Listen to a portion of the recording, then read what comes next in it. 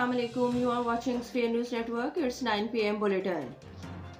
British parliamentarians express concern over death in occupied Kashmir. Women dignity is being violated. Children and women are being harassed. Youth are being unjustified killed. 10 people discuss the Kashmir issue in the Parliament of Britannia. Shah Mahmood Qureshi said that the debate on Kashmir issue has started.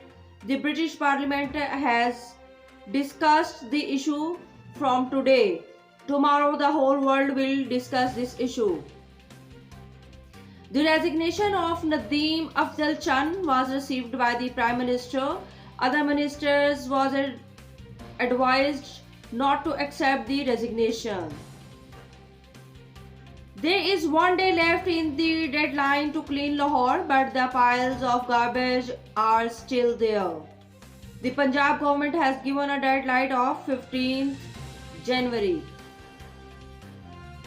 Jamiat Islami announced sit in Karachi. People's Party parliamentarian does not pay attention to Karachi, does not give jobs, does not pay attention to Karachi and people's problem.